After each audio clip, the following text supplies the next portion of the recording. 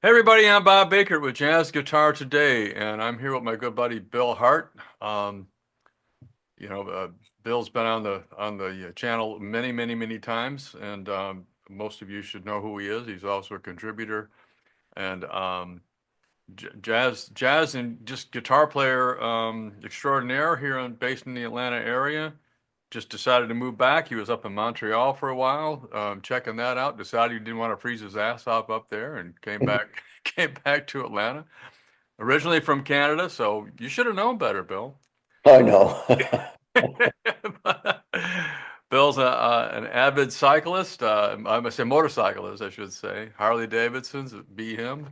Ape hangers forever, you know. And he is he was an educator at what's the name of that school there in Atlanta there, Bill? Atlanta Institute of Music, Atlanta Institute of Music, which and that came from where? GIT. It was a subsidiary of GIT when it Yeah. started back in '86. Yeah, so Bill was there for 25 years, 30 years? 28 years. I started in about 86, 87, and I left about 2016. Yeah, we're too young to be talking about 28 years of any one thing. No. Anyway, so so we got into the conversation, and we have these all the time, about jazz, jazz guitar. What is jazz and what is jazz guitar, and what does it include? And it's a very broad category. It's a very broad envelope that people use. And for example, we all know of the Wes Montgomerys who are Charlie Christian, Wes Montgomery. I mean, we could go on and on. Barney Kessel, all the guys that, basically arch top into an amp, and that tone that's been around, and we love it. And it's a big part of jazz guitar today. And then we also embrace the guys like John Scofield and Mike Stern and oh, I don't know, I'm leaving somebody out here. Scott Henderson, Oh, well, John Scott McGraw. Henderson for sure. Yeah, I mean, we're that use these guys guitar pedals. I mean, this is a very small board. I've got a bigger one over there with reverbs and delays and all kinds of things.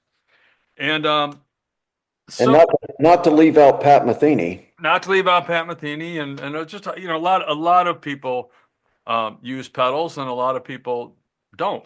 So let's talk about pedals, why people use them, how they use them, what they're for, what they do, et cetera, et cetera, et cetera. I'm a big supporter of both schools. I play, as you know, Bill, we play a lot of gigs where we turn on the overdrives and let it fly, and then we played gigs where I'm on an acoustic guitar, literally a flat top acoustic, or one of the jazz boxes that I own, and those go straight into the amp. Um, so I like it all. I mean, I like it all. But let's specifically talk about the use of pedals in jazz, how it happened, why it happened, and your thoughts about the whole thing. Okay, well, you do have the jazz police that are totally against it, and that's what they grew up with, and that's fine. I'm like you. I love that sound with an arch top straight through the amp. But to me, jazz is really about innovative music. And what comes along with that is not only the music itself, but also the equipment that goes with it, you know. Um, I think as we evolve in the music of jazz, the equipment evolves too. Um, you know, um, and everybody uses, it would be hard to say Pat Metheny's not a jazz player and he uses synth guitars, you know. I mean, he's probably one of the top guys of the world that could hold that title as being a great jazz musician, Right. you know. So yeah, I mean, I think me personally, I like using a lot of pedals depending on what I'm doing. Um, I like using a nylon string straight through an amp. So it depends on the guitar and the type of music, Right. but To me, it's more about the music evolving, along with the gear. Well, there's two things that go along with this. Sometimes it's a necessity because if you're a working guitar player and you hire out for gigs and they call you up and they say, "Hey, we want someone to do a brunch. We want this to be, quote unquote, jazz guitar, a la West, you know what they're asking for, the Great American Songbook as played by, that kind of thing." But then you get the people that call you to gig and they're doing more modern music, more progressive music, and all that. And you're expected to have that overdriven tone. You're Right. expected to have a modern, quote unquote, modern guitar tone to play in a band that's playing those kinds of tunes. That's one issue. And we'll talk about these separately, if you will. And then the other one is, I know that on your records, that your stuff is very forward, forward moving. I mean, your stuff is, you know, um, in the ilk of a John Scofield, and I keep using John, but where there's overdrive, there's reverbs, delays, there's all this and that, and so there's two schools. The working musician that finds himself, if he wants to get work, he's got to be able to cover the gig, Hmm. and then there's the working musician who is known for specifically that thing, Right. and so anyway, with that being said, let's talk a little bit more about um, your own music, I guess, to get started with. What is it about your music, and why do you want to use an overdriven guitar, in your music?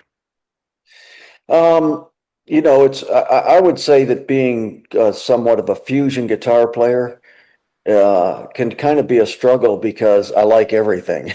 Right. There's certain sounds, certain when I'm composing music that would lend itself to a more of a distortion, sweet sound for the melodies or the solos than a straight ahead jazz guitar would. I know I had an experience where I was fortunate to get an L5 one time, and the music I was playing was basically, the standard American real book. But there was also some tunes in there that, by Herbie Hancock and people like that, that was a little more funky. Um, and the L5 was perfect for the straight ahead plug into the amp, but I couldn't get blues or funk out of that to save my life, you know. Um, so I mean, I think guitars and pedals are specifically for a certain sound you're going on, whatever style of music you're doing. I've got an endorsement with the Montreal Canadian Godin guitars, and they saw a video of me playing an orange Strat at a jazz gig, and it sounded like jazz. And the comment was, "Wow, I've never heard that play jazz before." You uh, and I think a lot of the touch comes from your fingers and your feel as well. Hmm. You I mean, I've seen Metheny play with just an arch top and sound beautiful, and then I've seen him use robots and synths and pedals, and you know. So, I mean, I understand when jazz police can say, they use nothing but an arch top, and if you do anything outside of that, you're not a jazz player. But I don't really buy that. I mean, if they like it, that's their thing, that's their language. That's what Well, they. yeah. I mean, let's talk about what the different pedals do. We're talking about for people who aren't, who don't plug into pedals or never have. I mean, there's a lot of people that be listening that know exactly what we're talking about. And there's some guys going, I don't know, I don't know anything about pedals because I never wanted to know anything about pedal. And we're not trying to sell pedals here, by the way. We're just talking about this. Um, I guess the most common, or the three most common pedals, effects, if you will, would be overdrive. Mhm. And then that can go into, distortion, fuzz, and all those things. But overdrive is the kind of the big envelope. Yeah, Reverb, reverb definitely. and then delay. Delay, yeah. So, those are kind of the big three. And then after that, I guess chorus would be probably the next most popular, and then after that, maybe tremolo or something. I don't know. Though I think that the big four, if you will, are overdrive, reverb, delay, and chorus. Those would be Yes. the big ones. So overdrive, one of the things that overdrive allows you to do is it makes the guitar it compresses the signal a little bit and it makes the guitar sustain longer and sing a little bit. Hmm. Gives you more of a saxophone kind of you know uh, dynamic, if you will, or timbre than say a straight ahead guitar without it. Would you agree to that, or what do you think? Yeah, I would totally agree with that. The word you said was makes it sing a little more. Yeah. You know, you kind of got that violin sound, um, with an edge to it. And it brings out the melody a little more, brings out your solo a little more, you know. Especially if you're playing in, kind of a loud scenario. Um, Right. it helps it cut through. So some people that, I mean, the obvious examples of, we keep going back to Schofield. Hey, John, I hope you're doing well. You can definitely tell there's something going on with his guitar. But then you get the rock guys like Eric Johnson, who, his, what's the 1,000 pound violin? Wasn't that his tone? I mean, Yeah. that's all achieved, through various pedals, overdrives, destroy fuzzes, and all that kind of thing. And it allows you to think more like a violinist or think like a saxophonist, because the attack and the rise time and and all of that it just changes the attack of the instrument, and it changes the envelope of the instrument. So there's attack, there's a rise time, crest factor, decay, and long tail. That's the kind of broad categories of sound.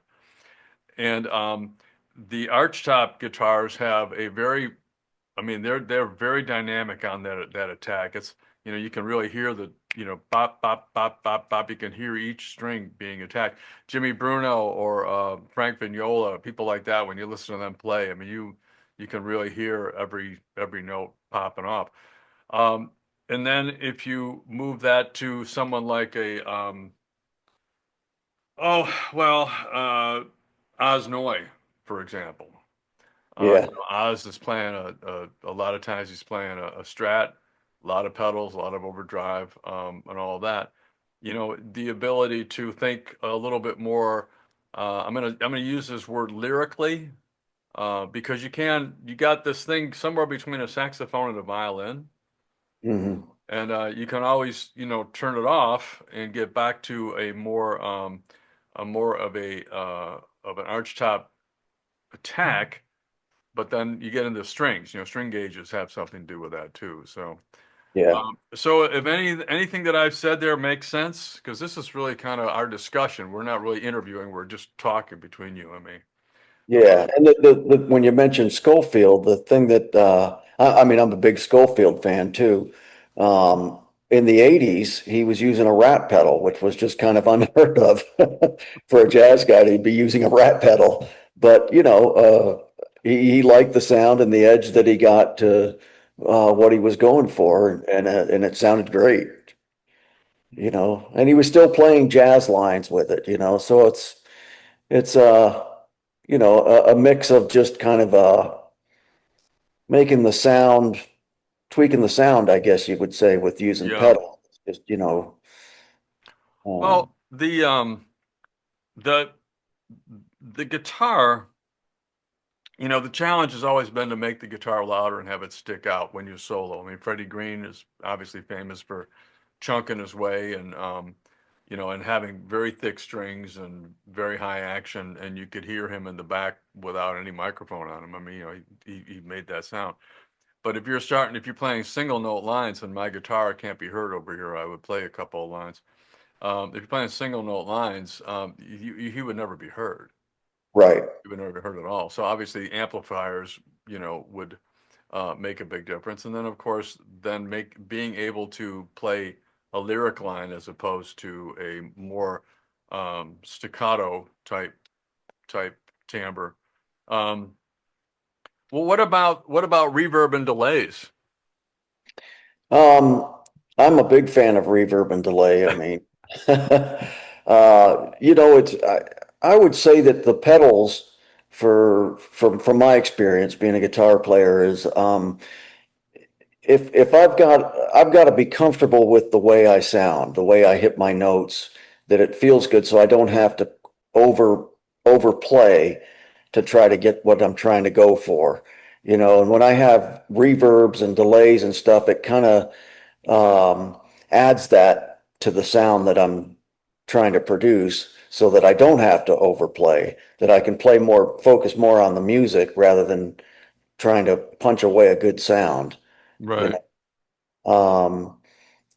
know, that's, I mean, you can get oversaturated with it, which then it gets too wet, but just dialing it in to where it just feels good makes me feel more confident about my playing, so it's also a personal thing for using pedals, not just for a certain sound.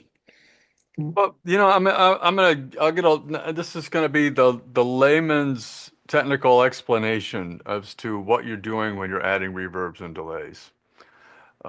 I want to thank Dr. Amar Bose of the Bose Corporation. Rest in peace. He when I worked with those guys for about I think about 15, 18 years, I was a representative for them. I didn't work for the factory. I was contracted to the factory to sell their professional products, along with Crown and a whole host of other manufacturers, 600 manufacturers over a 30-year career of representing manufacturers. So, but the easiest way to put this is that you're looking to put your instrument or your voice in a space. And reverbs and delays allow you to put them in the space. And an example of that is when you go hear an orchestra back in the old days, the orchestra always had a shell. And the purpose of the shell was to have the direct sound from the instrument, and then the delayed sound would be the indirect sound would be bouncing off of everything. So it's what they call reflected. So you have a direct and reflected ratio to give you the perfect quote unquote acoustics, and that can be dialed in for each instrument in each scenario. So what you're doing is you're electronically creating the space that you want people to hear your instrument in. Does that make sense? Yeah, So if I'm playing a guitar and I put it right up to my ear, right here, and I strum it, I mean that sounds you know not quite musical, it's just loud. But if I give it some space to air out, then I'm going to get the direct sound of the guitar and the reflected sound off of the windows and the walls and here and that. And that ratio, remember that ratio, direct, reflected, that ratio is what's being manipulated by reverb pedals and delay pedals. So and that is what gives you how much presence do I want to be in? Like for example, on a vocal, now I'm really getting to the weeds here, but on a vocal, typically you want to be heard most people, depending if it's a rock vocal, of course, you want some distance. But, Frank Sinatra and people like that, Bing Crosby, who worked with Les Paul to create a whole lot of this, they wanted to be able to sing in a big space, 3,000, 4,000 people, but not have to project to the back wall because that's kind of what Ethel Merman did, and that's what Al Jolson did. That's what all these old singers that would hit the back wall with their voice, and that's what opera singers had to do. Um, what he wanted to be able to do was crooning, and crooning is basically singing to somebody that's 3 to 8, 10 feet away from you, and so to make it more personal. And so, what you would see is that they would do the opposite. They would make it so that no matter what environment you were in, they would dial in the environment that make it seem like we're only 6, 8 feet away. Which when you go to a concert, that's kind of what you do. Now, if it's a rock concert, then they're going to have the vocalist to be 15, 20 feet away, electronically. Okay. So when we get into reverb pedals and delay pedals, reverb manipulates the direct reflected ratio, and the delay pedal enhances that. Because what it does is that when you send a signal out into a room and it comes back, that there's a time factor there. How many milliseconds is it taking for that delay to get back? And is that a good reflection or is it a bad reflection? They call that, positive and negative. Well, some people would say interference, but and that can cause comb filtering and other things, which it's really not the scope of our discussion here. But so that's what reverbs and delays are doing. They are setting for you the expectation of the room that you want to have people feel like you're playing in them too. So, an example of that is you and I, we used to play at the Velvet Note. In fact, you're still at the Velvet Note. There's a room that seats 50 people.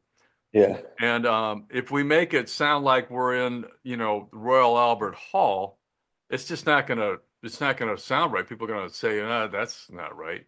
You want it to be intimate, but Yeah. that place, it has decent acoustics, but you still have to use a little reverb in there to wetten up the sound a little, to create a little bit more space, and to not sound like you're playing right in people's eardrums, because that's the biggest problem is that when you turn up too loud in a small club, you're bringing your guitar right to their eardrums, and that's not what it's not pleasing to most people. Right. Anyway, does any of that make sense? Oh yeah.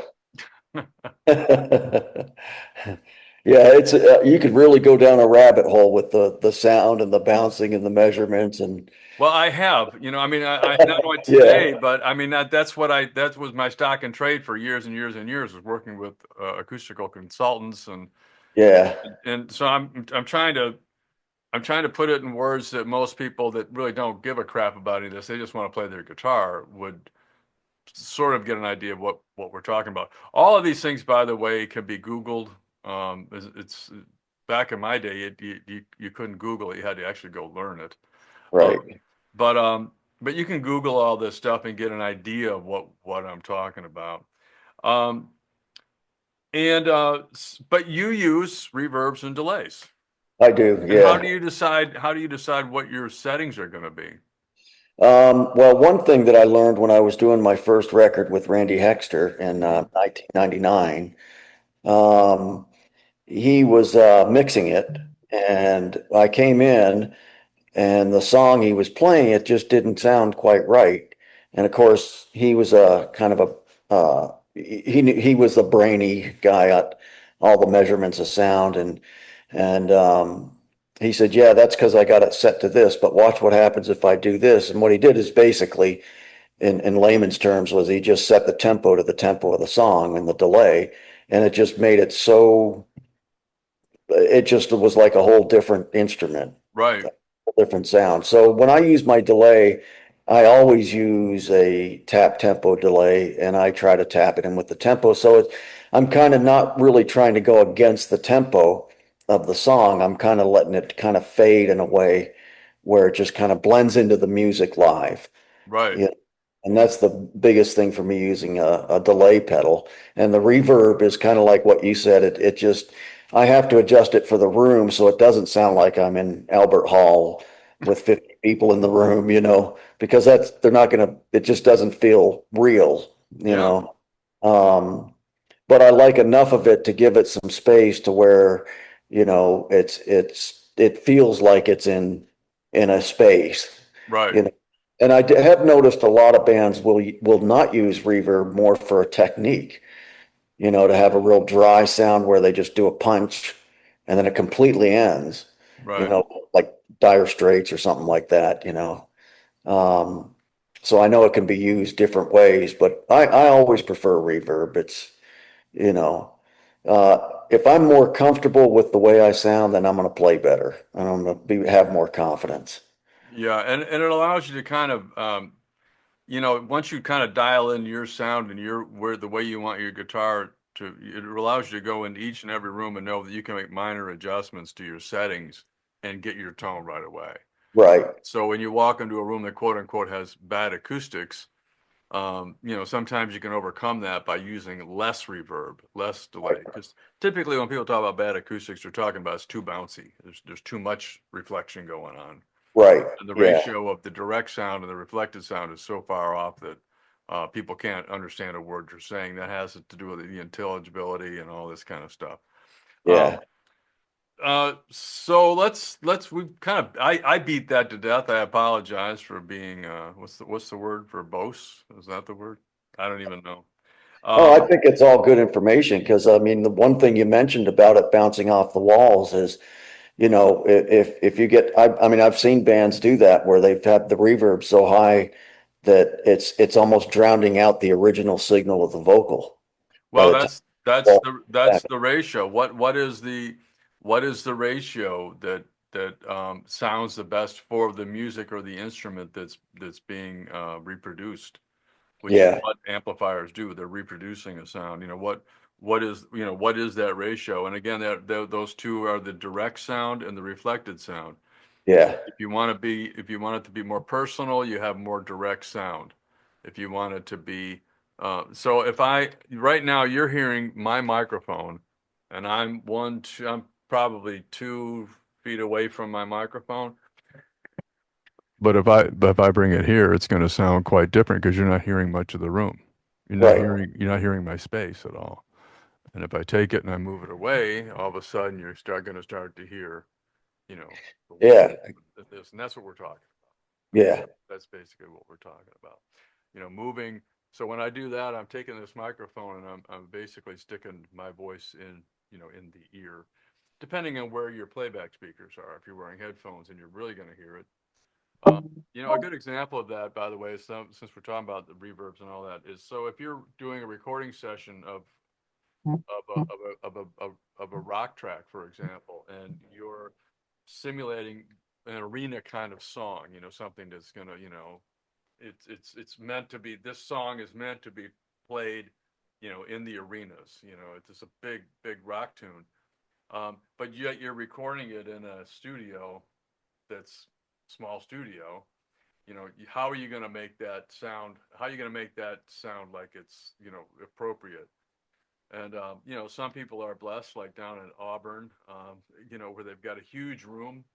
But most people don't. Most people the studio and they're close miking.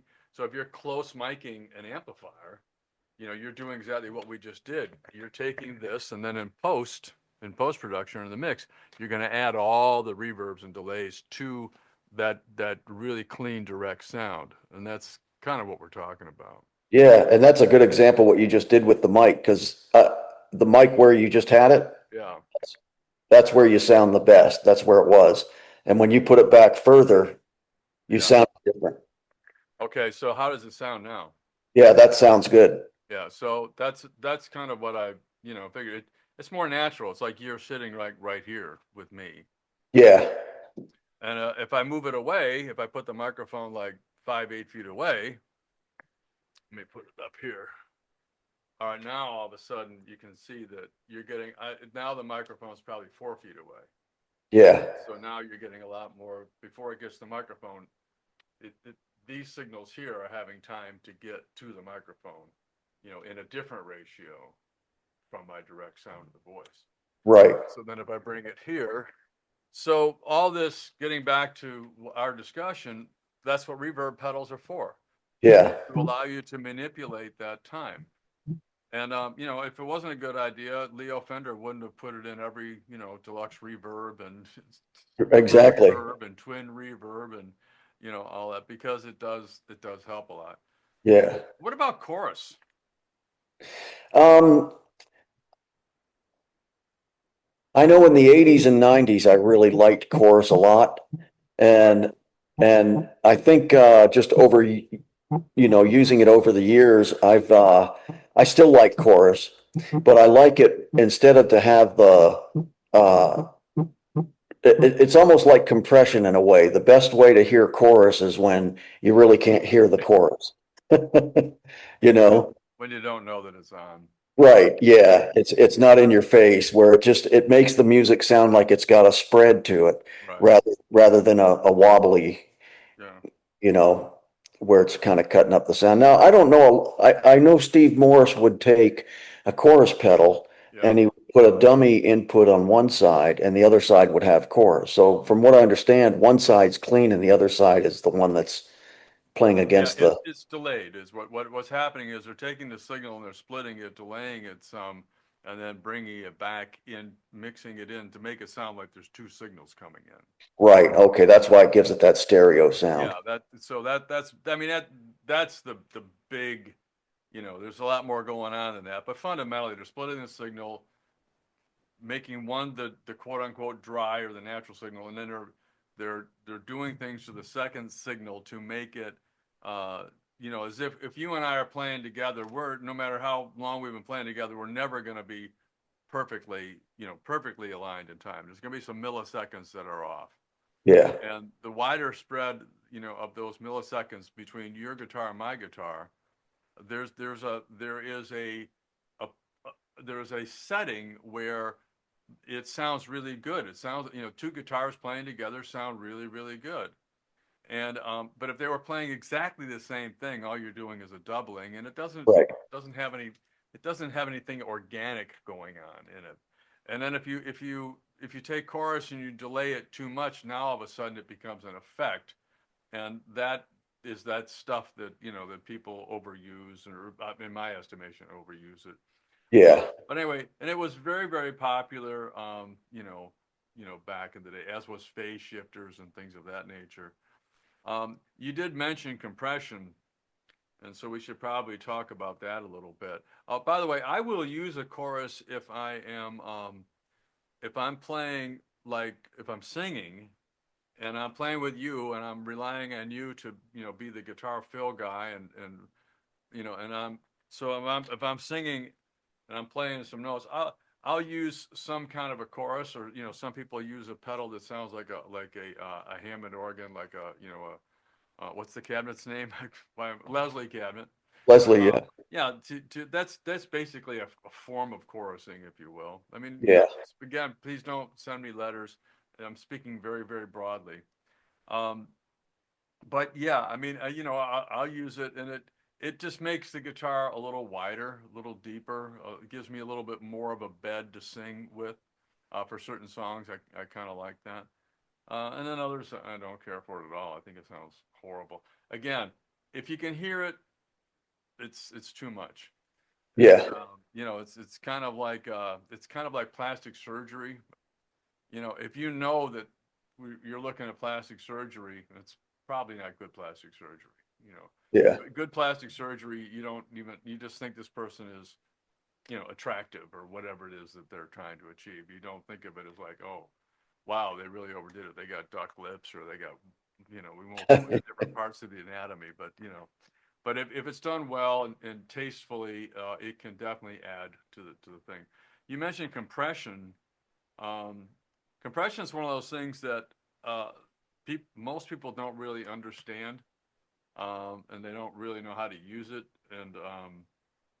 and it's difficult to explain, um, yeah, because you get pretty deep into the woods.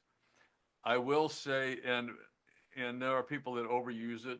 A lot of the telly players up in Nashville used to use a lot of compression. I don't know if they're still using a lot. Chicken picking seems to work out real well on with compressors turned on, but I don't know if I'm not really up on what they're doing there now, but I know that compression was really good for that, because it allowed them to get, to even out all the dynamics, and it worked out pretty well. Uh, Basically, well, yeah, it's if you want to know about compressors, I would say go Google it, go to Wikipedia, learn a little something about the ballistics of sound and what a compressor is doing. You have ratios, you've got attacks, you've got releases, on all these things that are manipulated by compressors. And I use one a lot, actually. When you and I are playing the duo thing on my acoustic guitar, and I'll Yeah. also use it on my jazz box, um, because of the nature of what I'm playing when we're playing together. But I don't use it to the point where you would even, you don't probably even know that it's on, when Right. I'm playing. It's just there. Um, but I've got a pretty, I don't have the kind of compressor on my guitar that you would find, in a pedal. There are not many pedals. I'm sure there are some. Those are more like the old orange squeezer kind of thing, where it's really obvious that something is going on.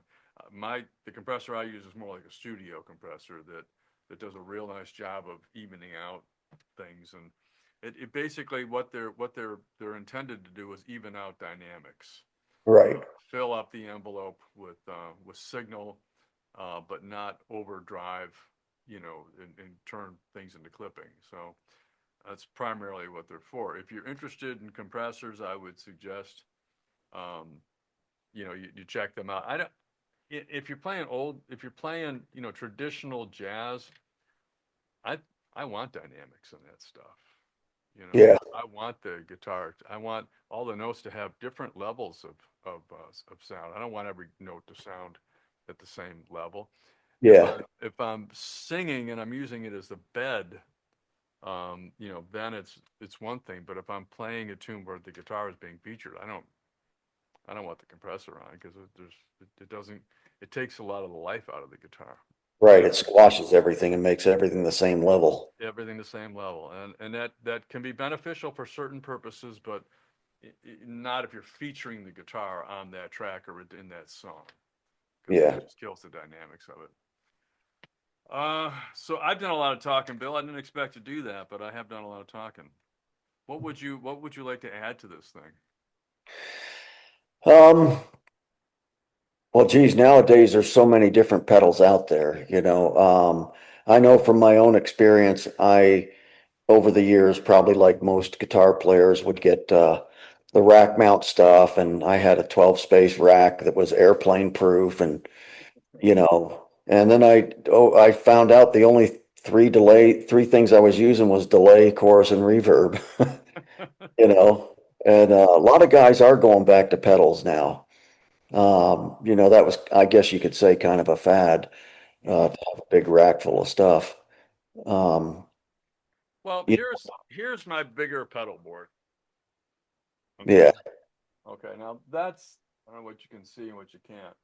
So what's going on here is, on the bottom left is a tuner, and then there's a double overdrive. It's two overdrives in one, jetter gear pedal. And then the next one is a clone, and that's another form of overdrive. Up in the top right is a chorus pedal, and then there's a reverb pedal, or excuse me, that's a delay pedal, then a reverb pedal, and then another reverb pedal. So that's my quote unquote big board. That hasn't been out of the house in a couple of years. yeah, yeah, But I used to use it a lot. Back when we were doing all those Sting tunes and all that kind of stuff, I always liked to take it, and of course, to be, genre specific. But yeah, um, yeah, so you can get pretty nuts with the variety of pedals that are out there, and I suggest in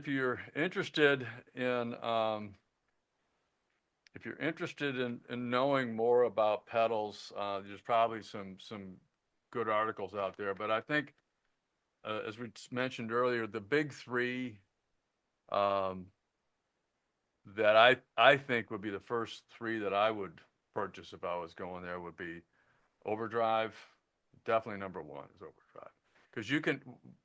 Brad Jetter of Jetter Gear makes a pedal called the Dolce Vita, which, the whole purpose of that was to take, like a Strat or a Tele, and to add a little more, of what makes an arch top sound like an arch top. I'm not going to say it turns your Strat into an arch top, but it definitely fattens it up and gives it a little bit more of that girth.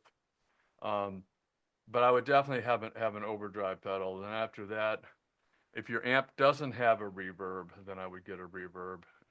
And after that, I would get a delay pedal. Those are the big three. Um, if you're interested in talking about more of this, you guys, you can send me an email.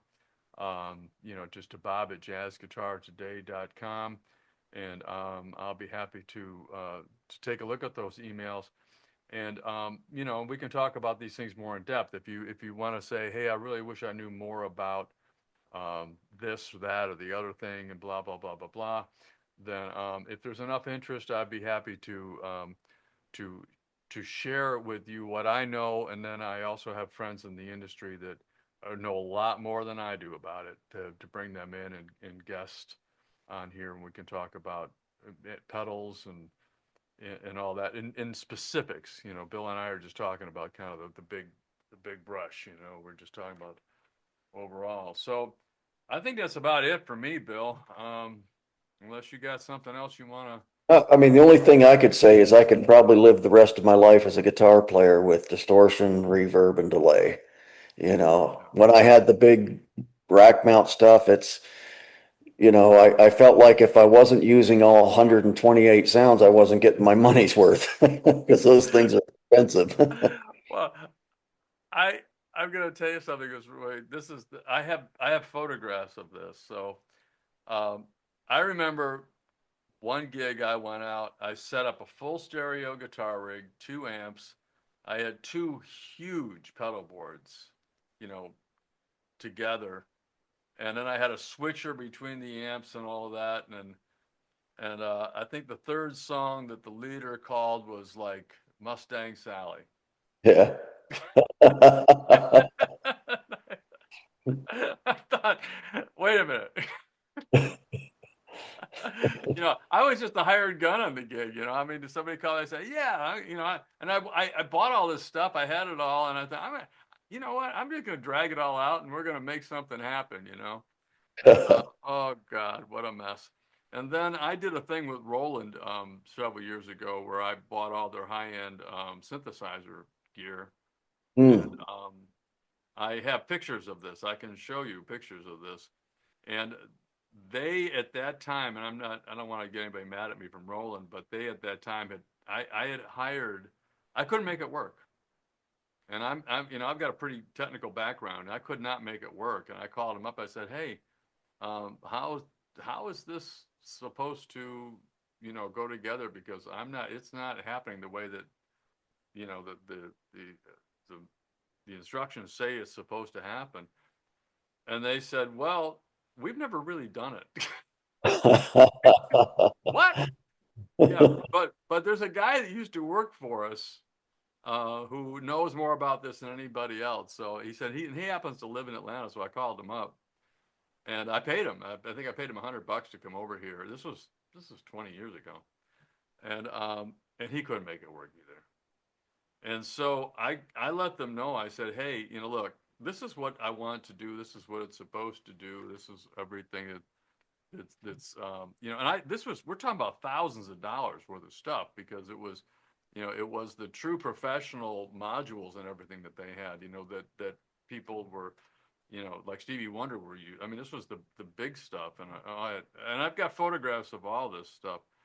But it was so they I said,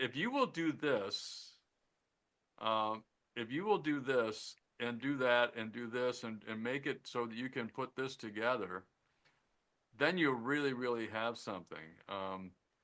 And I'm looking it up right now because they actually built this thing, um, and it was like $300. Hmm. And I'm going to find the model of it, and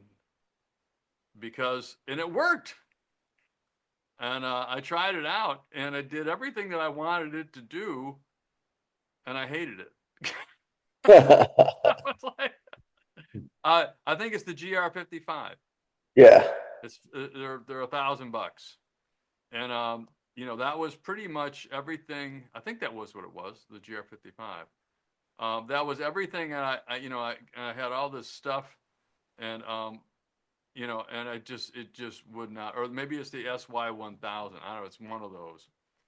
And when I put it all together, when I got that pedal, I tried it out at a store because I just went down to a store, And I probably had $5,000 worth of rolling stuff at the time, and other stuff. And like I said, I've got photographs of cables going everywhere, and trying to get them all to interact. And this one little box, they did exactly what I asked them to. They probably had it in the works while I was screwing around, but it worked. But then at that time, I kind of outgrew wanting that.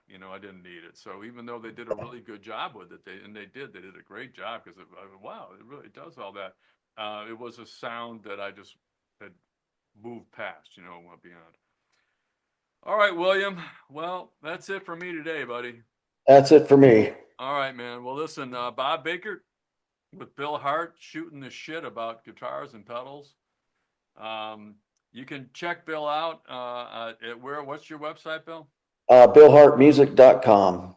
And Bill also teaches. You still teaching online?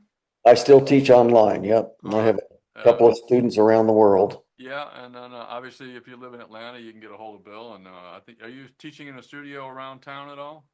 Not really. I do a lot of private lessons. Okay. All right. You can study with Bill, who's uh, for people that I know that I actually can talk to. Bill's got more experience teaching than anybody that I know. I mean, 30 years and 28 years in the most prestigious guitar school in Atlanta. During that era.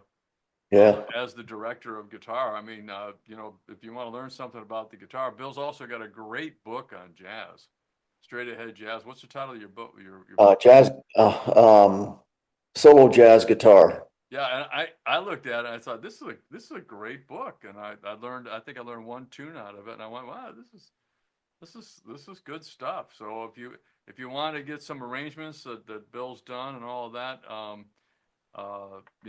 it's available and you can pick that up. Is it a Mel Bay book or how did Uh, they get that? Hal Leonard. Hal Leonard book. So Bill Hart. Okay, everybody. Thank you very much. Bob Bakert with Bill Hart for Jazz Guitar today. Y'all have a great rest of your Monday. Bye bye.